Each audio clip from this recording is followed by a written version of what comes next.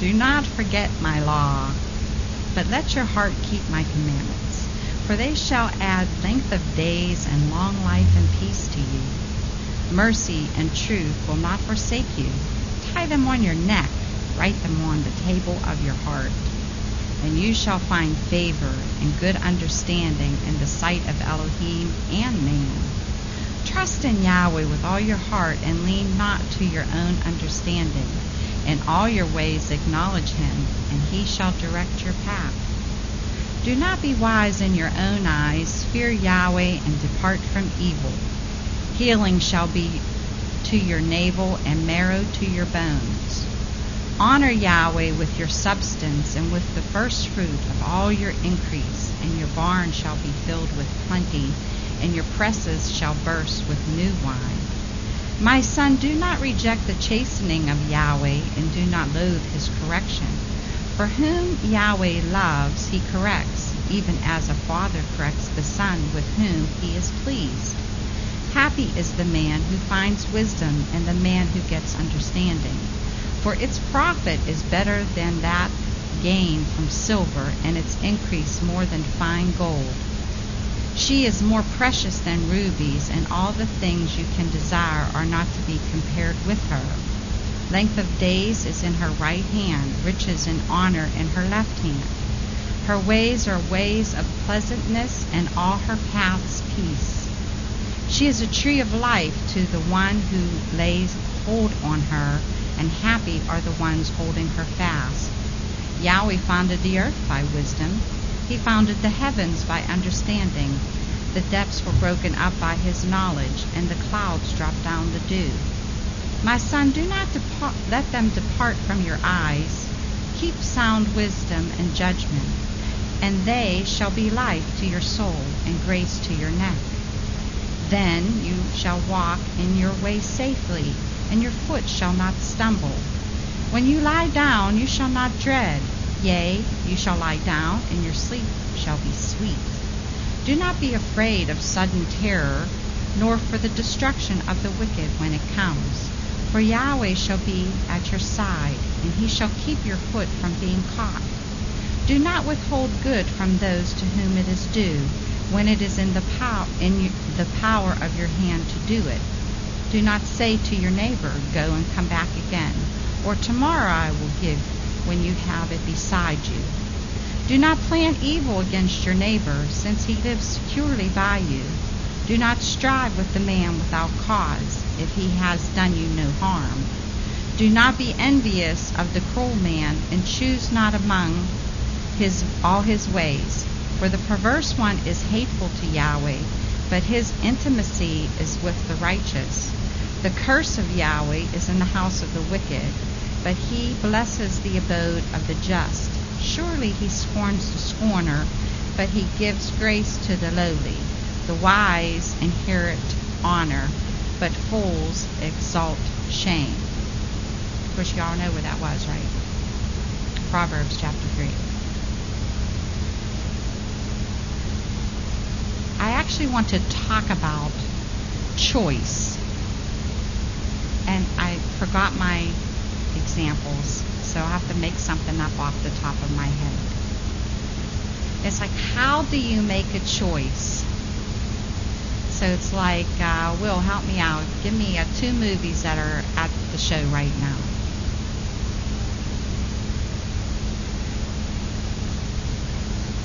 This Christmas.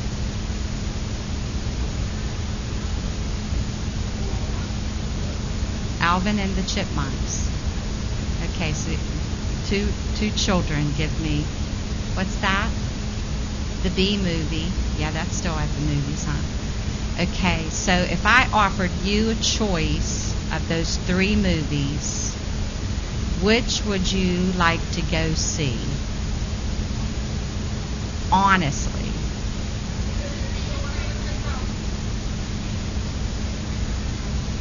Okay, well that's my point. She wants to go see This Christmas, and her rationale between making what caused her to make her choice is she likes one of the actors. Okay, so that was her reasoning. It was like not a hard choice. She didn't have to contemplate it or nothing. So if I offered you the choice of older movies you probably have never seen, say, I'll do, they're older movies, but they're, which one, Will? The Birds? The Birds or,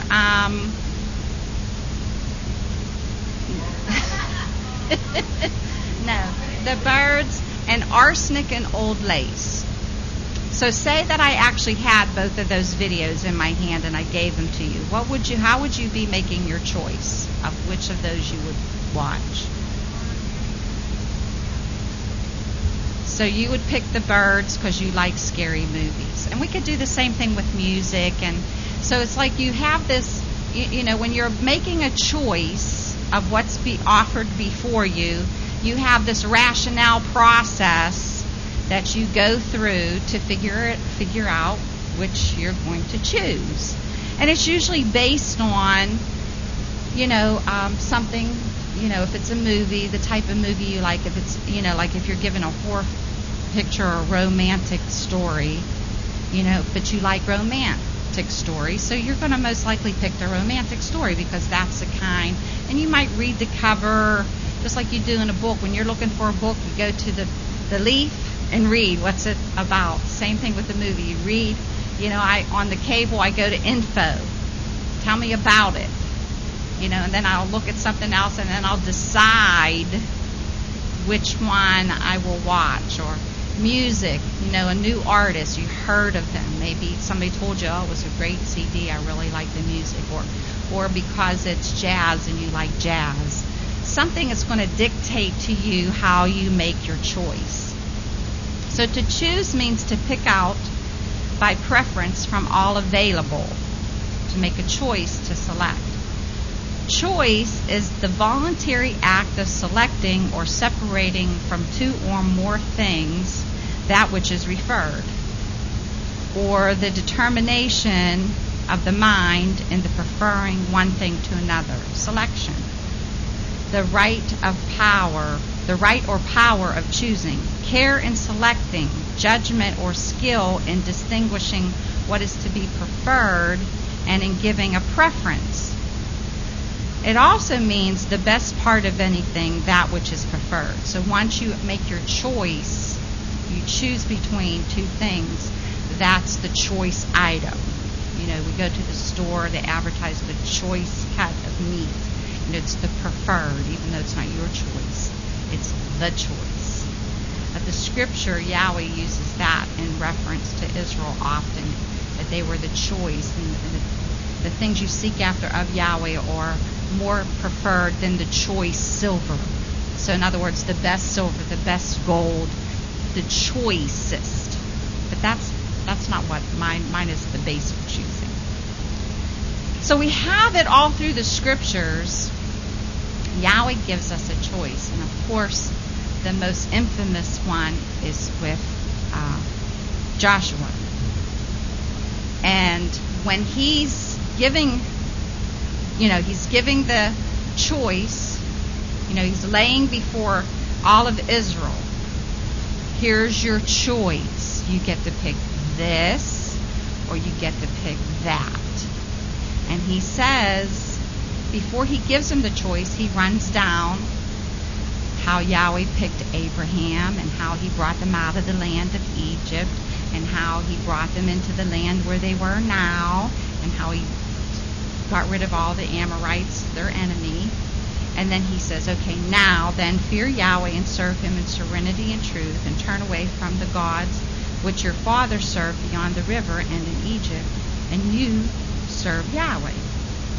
And if it seems evil in your eyes to serve Yahweh, choose for yourselves today whom you will serve, whether the gods whom your fathers served beyond the river, or the gods of the Amorites in whose land you are living. But as for me and my house, we will serve Yahweh. So there's this choice. Here's Joshua, the leader of Israel, and here's your choice. Here we are. Now you have to choose if you're going to serve Yahweh or serve idols. Either the idols of this land we're living in right now, or the idols of your forefathers when we lived beyond the river, or the idols of Egypt. You have this experience, so now you have to make your choice. And of course we know the people chose that they would serve Yahweh. But I don't know that they counted the cost. So the choice is a part of our free will. Yahweh doesn't make you serve him. Look, here's all that Yahweh did for Israel, and he still gives them the choice. You can serve me, or you can serve your idols. Choose.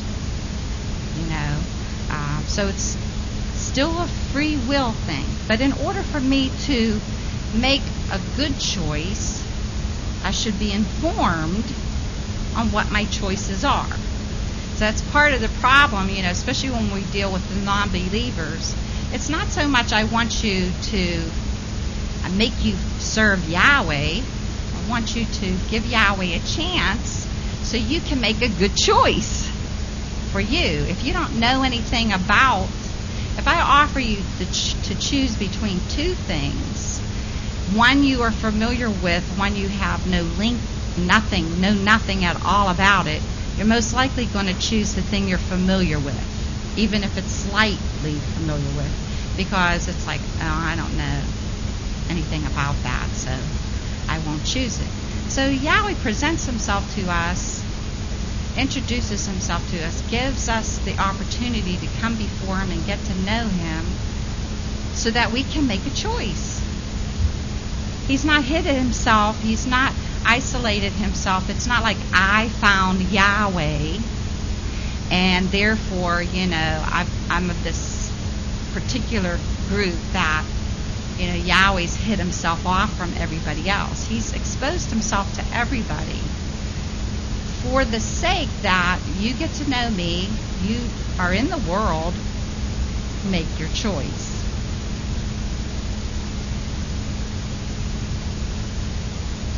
I have heard thee in a time accepted, and in the day of salvation have I secured thee.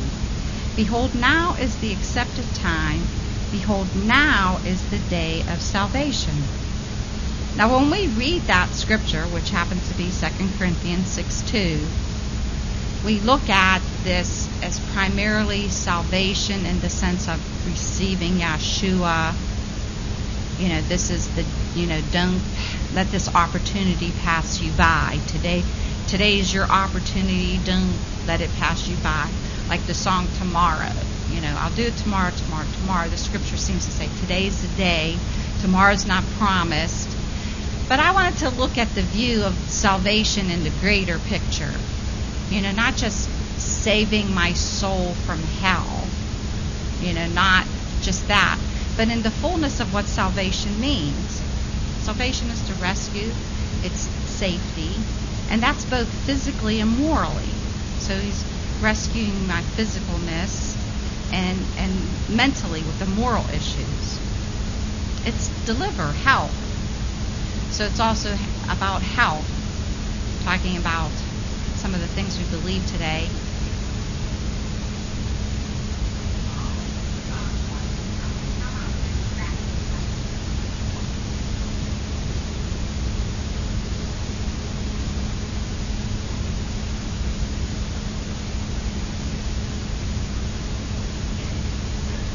So, that it's a lot more than just something eternal that I'm going to wait for a future event. Because when we look at the salvation of our soul,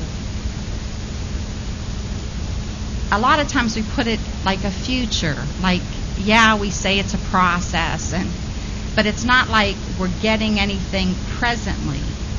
And Yahshua never taught that. The salvation is now. And yes, there's this ultimate process that, the promise of when he comes again will be like he is. So that ultimate salvation, when I'm actually, Paul talks about being rescued and delivered from this foul physical body.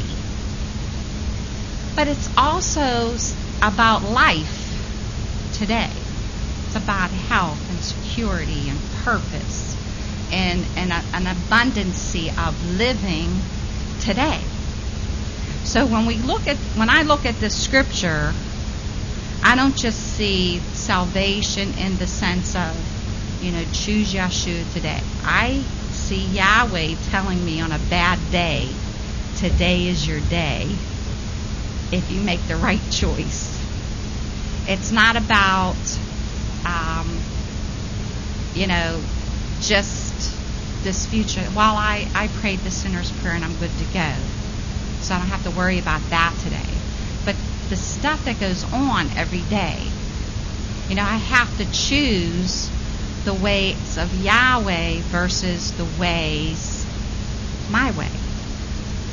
And that's where we'll get back to Proverbs 3, because to me Proverbs 3 was a lot of Yahweh saying, if you do certain things, I'll do this for you, but it's your choice. You have to choose to walk the way I say to walk.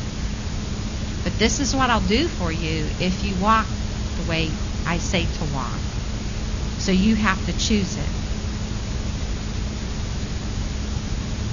The scripture also says that no man can serve two masters, for either he will hate the one and love the other, or else he will hold to the one and despise the other.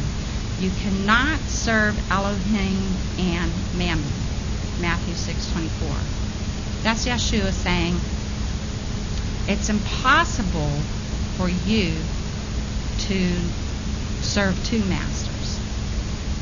So Yahshua is saying you have to make a choice.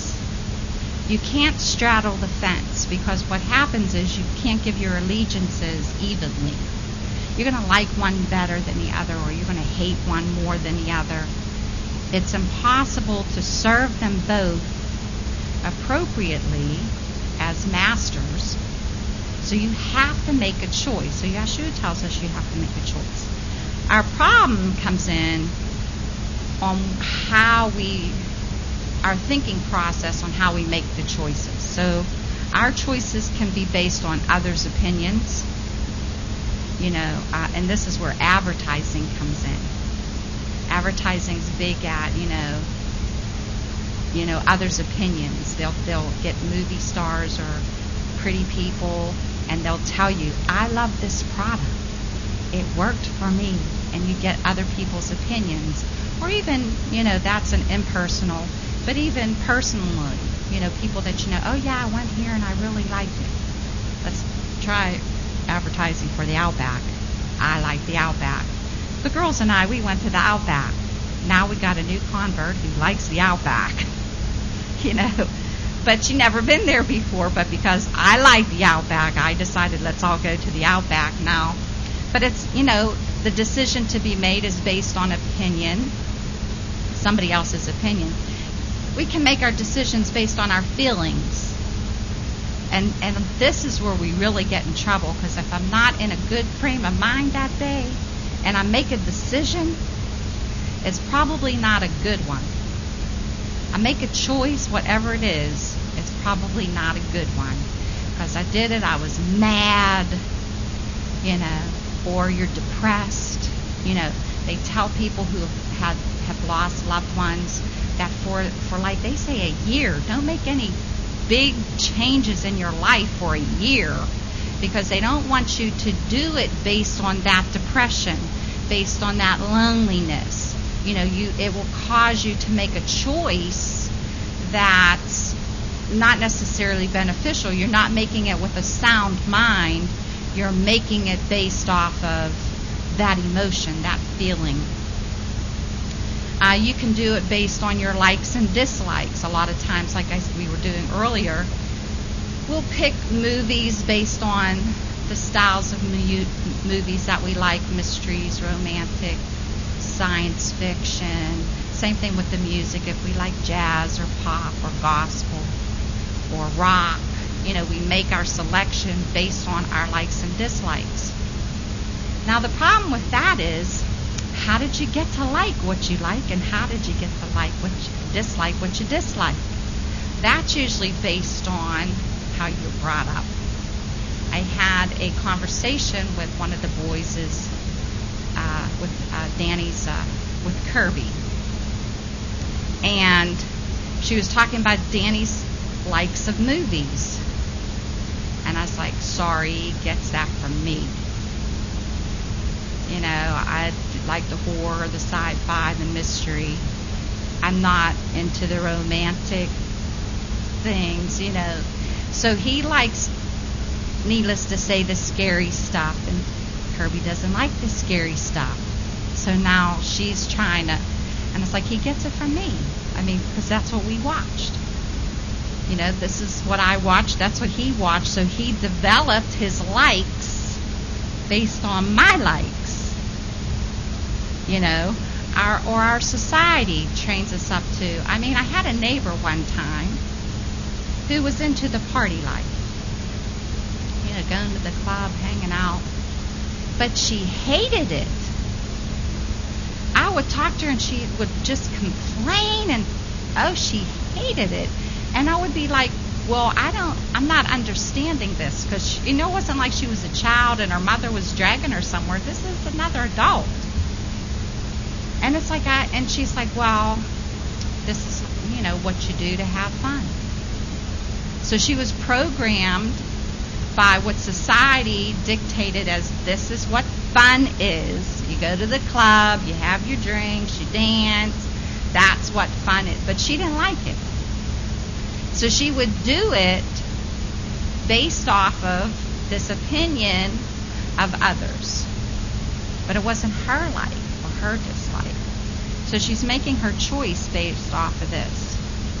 Sometimes we make our choices when it comes to food based on taste or smell. If something doesn't smell good, I'm probably not going to taste it.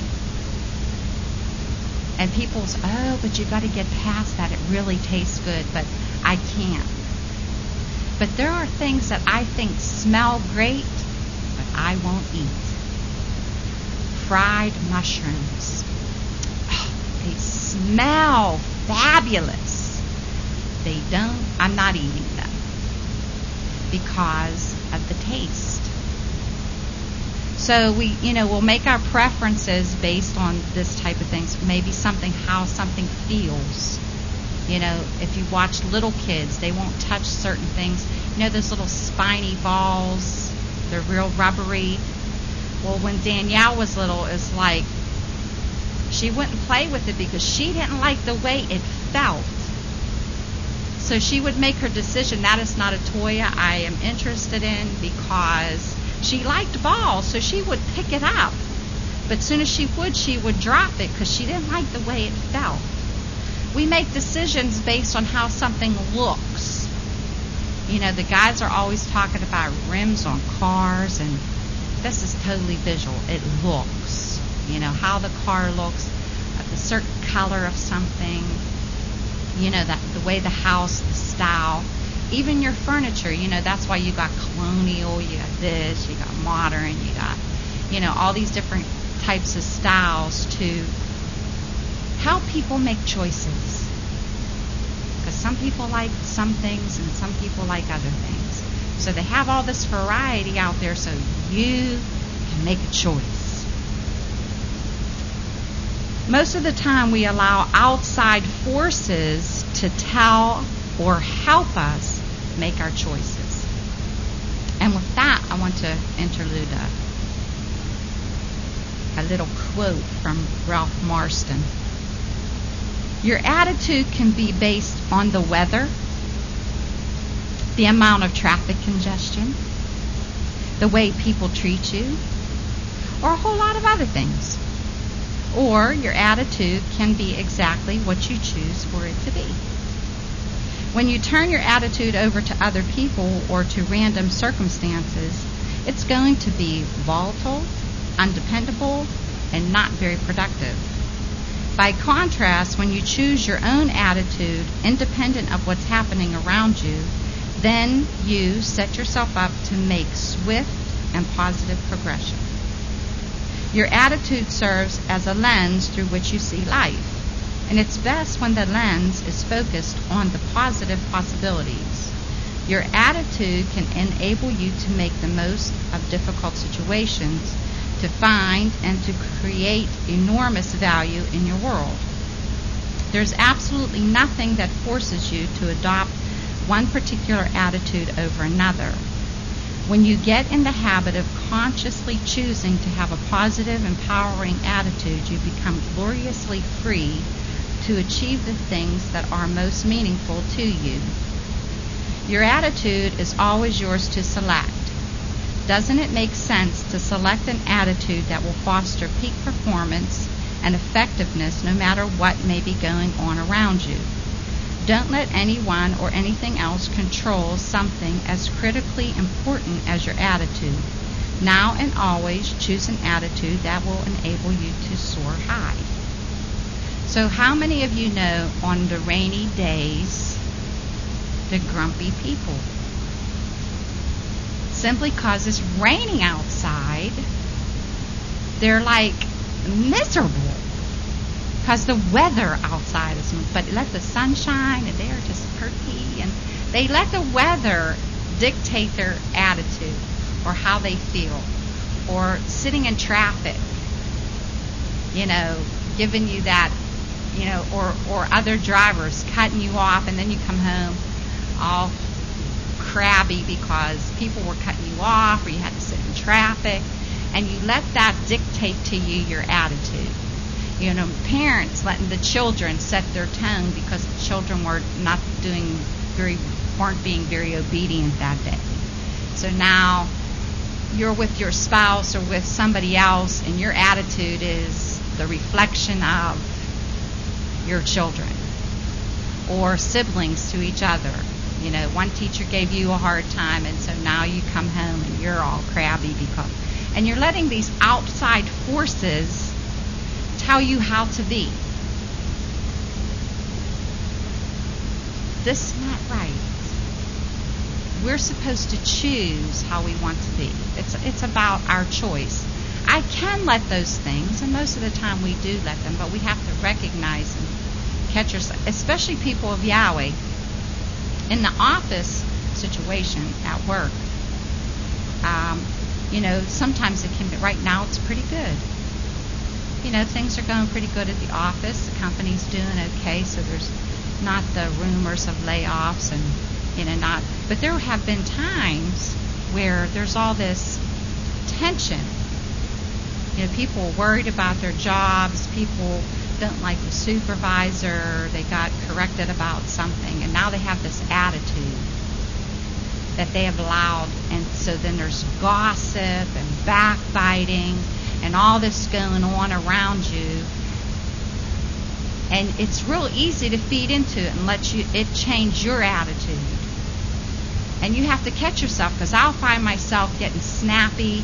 I talk to the computer all the time about those people that don't know what they're doing, or those foreigners that don't know what they're doing, that don't understand English, and they get me mad, and I'll just be, and then I have to catch myself and say, no, it's just a job. Do your job. It's okay. That's usually when I put the music on. I thank Yahweh that I'm allowed to listen to music. So put the CDs in, put the headphones on, get a focus, change, make the choice to change. Make the choice not to jump into the conversations about talking about the manager, talking about the supervisor, talking about co-workers. Make the choice. It's all about the choice. There was a song Lornell Harris put out several years ago, I Choose Joy. So when everything's going around me, I choose joy. It's my choice. I'm choosing joy. I don't care what's happening out there. We sing the song, I have decided. That's a decision. That's a choice. I'm making a choice that I'm going to follow Yahshua. I'm going to put the world behind me and Him before me. I make the choice. So going back to Proverbs chapter 3. So that you can be well educated, we know what's out there, us adults anyway. Some of the children are here, and they're not here by choice.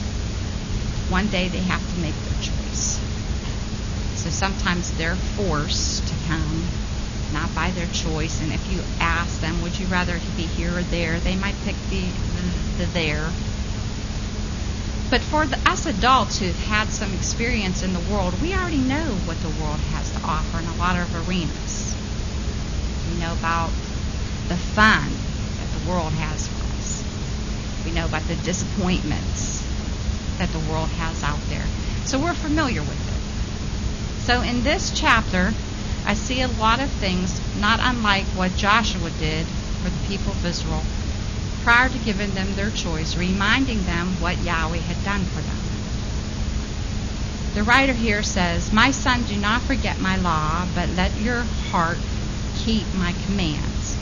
For they shall add length of days and long life and peace to you.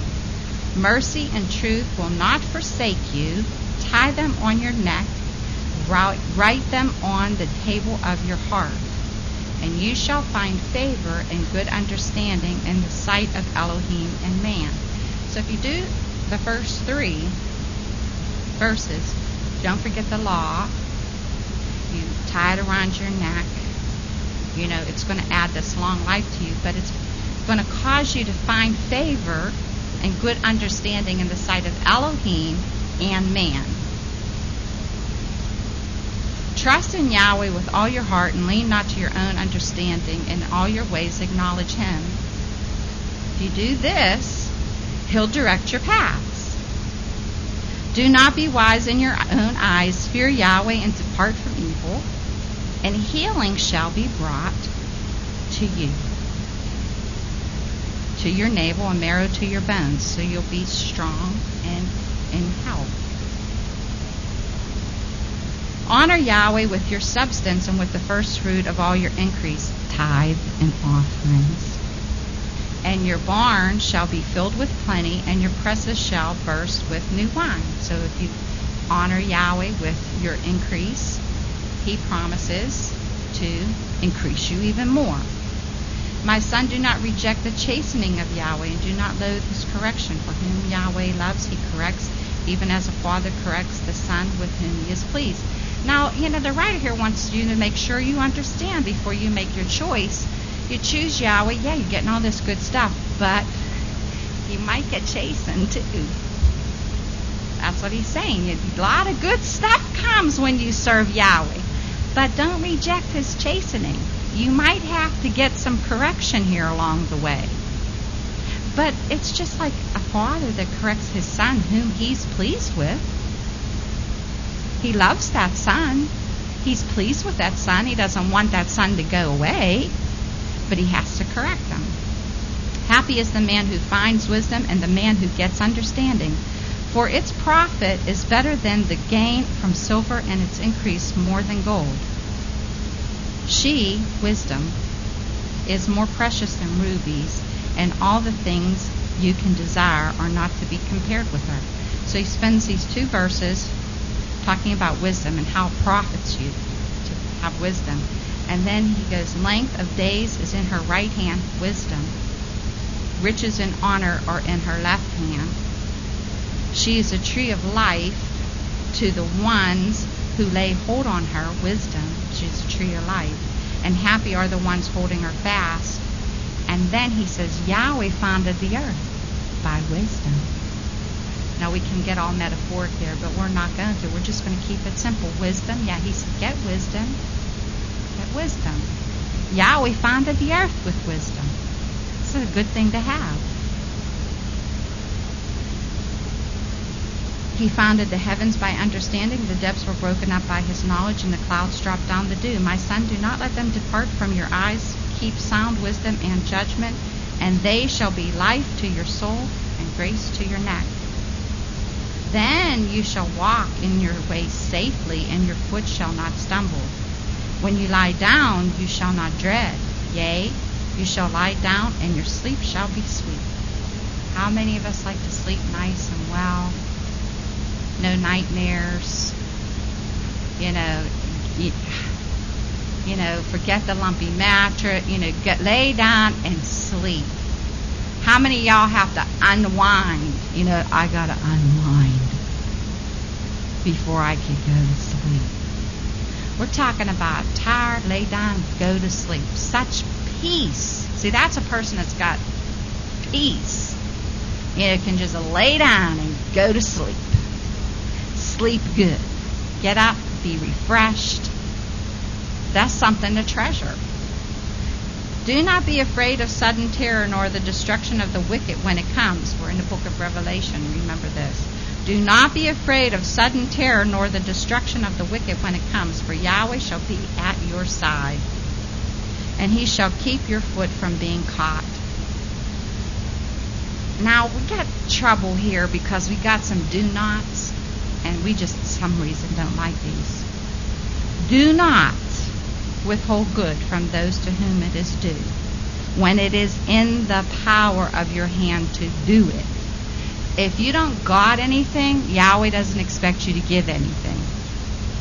But if you got it, Yahweh expects you to give it. Do not say to your brother, go and come back again, or tomorrow I will give, when you have it beside you. So if somebody comes looking for something in need of something, and it's right there beside you, but you say, oh, come back again later, or see me tomorrow, when it's right there presently. Do not plan evil against your neighbor, since he lives securely by you. Do not strive with a man without cause, if he has done you no harm. Do not be envious of the cruel man, and choose not among all his ways. So, yeah, in the midst of this instruction, he's telling you, and don't be envious of the cruel man, and don't choose his ways. For the perverse one is hateful to Yahweh, but his intimacy is with the righteous. You want to be intimate with Yahweh. The curse of Yahweh is in the house of the wicked, but he blesses the abode of the just. Surely he scorns the scorner, but he gives grace to the lowly. The wise inherit honor, but fools exalt shame. Choose you this day. See, it doesn't seem like a difficult choice. But when we make the choice, it's something I have to choose again every day. Every moment sometimes. When we hit those situations in the day that I can handle this way or Yah's way, my way or Yah's way. I have to choose. Am I saved right now and righteous and altogether holy and upright before Yahweh? Or I'll see you later, but right now I have something I must say. We take this choosing and choice to my rights, to freedom of choice. You know, the abortionist, it's the freedom of choice. I get to choose. Well, what happened to choosing before that choice came around? You know, I missed something. Why did you not choose the other part prior to having to make a choice now? We pick and choose. We do this. Well, I agree that, you know, let's stick with the eating clean since that was our Sabbath study. You know, it's not necessary. I know Yahweh means it for good, but there are just some things I like. And it's just food.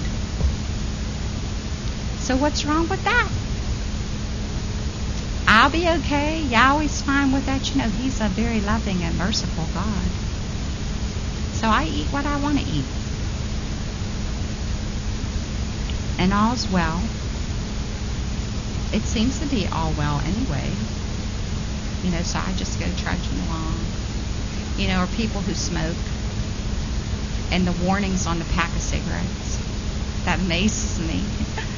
The warning, this may cause cancer. I don't care. I'm going to smoke anyway.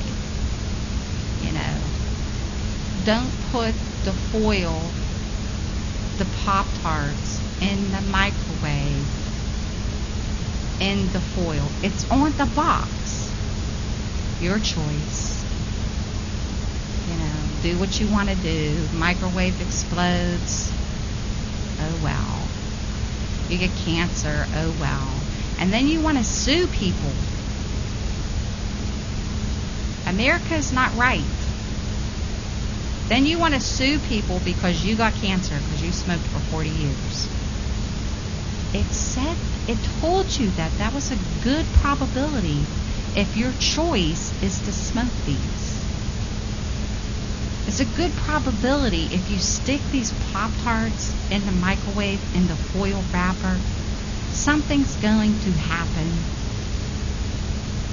And it could go from one, to something very minor to a fire.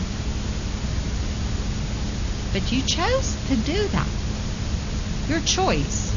I have, Yahweh needs to help me because sometimes I have very little. When you stand before me and tell me how upset you are about what's going on right now because of the choices you made. And before you did it, somebody counseled you and told you, well, if you go this way, this is what's going to end up happening. And now you're there and you're so distraught. Well, we told you, somebody told you this.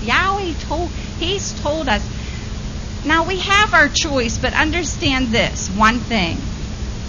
This is Yahweh's game. It ends the way He says so. You can choose lake of fire or glory with Him, but it ends on His terms. He set all the rules, and gave the conditions. This is what happens if you choose this way. This is what happens if you choose my way. There's not, I kind of like both. And you don't make a choice. Yahweh said, okay. Yahshua told you, you have to make a choice. There's no way you can serve two masters. But you think, I can do this. Yahweh says, well, even if you don't want to view it like that, He said, fine. Guess what? I wish that you were hot or cold. But you don't want to be hot or cold? I'll make the choice for you. And I'm going to put you on the losing side. There's no way you're lukewarm and get to the hot side. There's no way you're lukewarm and get to Yahweh's side. Because Yahweh only accepts them that you have made Him your choice. If you say, I don't know, or you serve Him today but not tomorrow, serve Him for a week, don't serve Him for a month, that lukewarm person, you lose. There's no, we'll just all hang together over there and we'll do our own thing. This is Yahweh's game. And I don't want to offend anybody by using that terminology, but this is Yahweh's thing. He created man for His glory, for His pleasure, for His purpose. And how wonderfully gracious of Him to give you a choice, just like Joshua gave them a choice. Let me tell you what Yahweh did for you, and I can stand here and say, you're still in the land of the living, tone-nosed young men that are gone on for whatever purposes, whether they were shot in the street, drugs. Maybe we all know some of these people that are gone on the way. Micah sees all kind of stuff. I'm so glad he doesn't share much. From his job, of people who are making choices Now, that doesn't mean that bad stuff don't happen to good people who make the choices to serve Yahweh. Don't turn that around. But the choices that these people make, you can blame society, you can blame your parents, you can blame dysfunctional family, you can point the finger at whoever you want to. The white man, the black man, the red man, the government. Point the finger at whoever you want to. It was the preacher man, he didn't tell me. It's the Pope's fault. Wherever you want to point that finger, go ahead and point it. And you stand before Yahweh and you answer to Yahweh based on your choice. You chose to let them dictate to you how you would choose, or how you would pick and choose what was right before Yahweh instead of looking in His Word. You choose today the attitude that you're having, whether it'll be a righteous attitude before Yahweh or whether it will be an attitude of your choosing because somebody did you wrong. I'm justified. They did this to me, and it's my right. I got the right to be mad. I got the right to be upset. I don't know where people see that in the Scripture. Nowhere. I don't see it. Be sold out. Make your choice. Make the affirmed choice. Choose Yahweh, yes, for eternity. But today, there was a lot of things that went on, I understand, today. And so you come into the house of Yahweh and you can choose to let those situations that happened today dictate how you're going to respond in here. Or you can say, you know what? Life goes on, but I choose joy. I choose Yahweh. I choose the things Yahweh has said. I choose joy. And you put on a happy face. Where do you think these songs come from? Put on a happy face. Turn that frown upside down. And it's sometimes people say, well, that's just the outward. But believe you me, when you begin to make yourself do that, when you begin to think of the goodness of Yahweh, when things are really looking bad, but here still, we stand up and we say, oh, Yahweh's good, and we say all the time. Well, Yahweh didn't change. So why are you miserable today? You was happy high as a kite yesterday. Today you're crawling on the ground. Why? Are you letting the circumstances dictate to your attitude? Circumstances that are here today, gone tomorrow, and some new ones will be here tomorrow. You're going to ride that thing, or you're going to be in a place of consistency. The joy of Yahweh is my strength.